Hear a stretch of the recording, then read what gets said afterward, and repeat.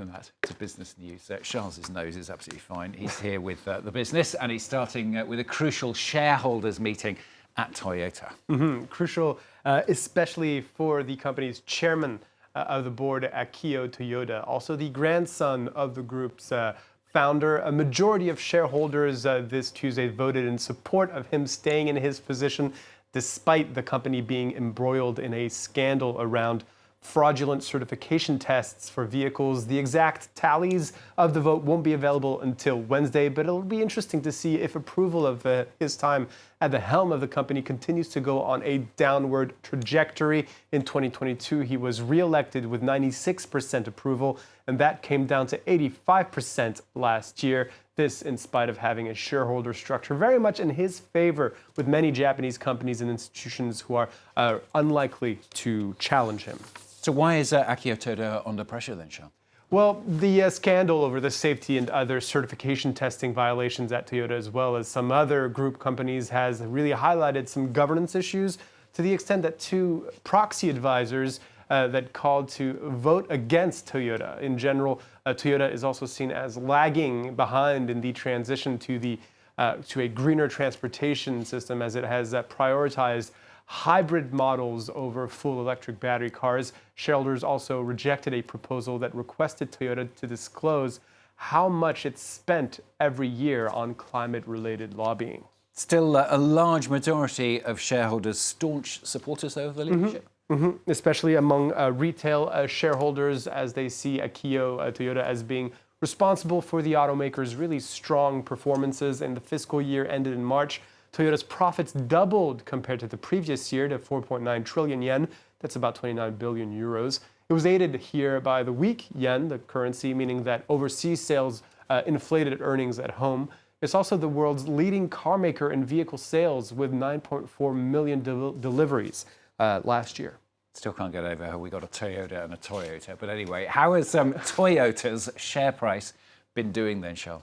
Shares are currently trading up on the day at the close on the Nikkei in Tokyo and above 3,000 yen, short of 18 euros. So still below the highs of 3,800 yen we saw just before the certification scandals came to light. While we're on the markets, let's also take a look at the major indices in Europe and how they are trading currently at the open. The CAC 40, as you can see, trading up over almost 0.9% higher this Tuesday after logging in its worst week since March 2022 last week, tumbling more than 6% after Macron's surprise announcement of a snap election and the rise of the far-right national rally, and really wiping out all the gains made on that stock market this year so far. Now let's come to France. The fallout from France's latest political shake-up is continuing to be felt across the country's business landscape. Finance Minister Bruno Le Maire warning of what he called guaranteed economic collapse should the far right or far left win in the snap parliamentary elections. Particularly hard hit by those stock losses we mentioned earlier have been French banks, as the country's sovereign debt looks increasingly risky to investors. That climate of uncertainty spreading out across the country's private sector as well. Businesses and startups delaying investment plans as the country holds its breath. Bryan Quinn has this. Investment plans delayed, building projects put on hold, startup funding rounds pushed back. In France, election years are rarely good for business. This year, that phenomenon has been amplified, with France's far-right national rally having trounced Emmanuel Macron's centrist Renaissance Party in European parliamentary elections. Fears are mounting that its populist spending policies, with an estimated 100 billion euro price tag, could trigger a debt crisis like the one that drove former UK Prime Minister Liz Truss from office in 2022.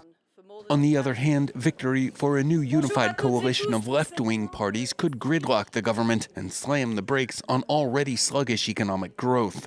French private businesses, normally loath to involve themselves directly in politics, are warning of the potential for lasting stagnation in the French economy. In the event that one or the other side of the political extreme takes control, there's no doubt that investment in France, business confidence and attractiveness, even our public image on the world stage will be affected.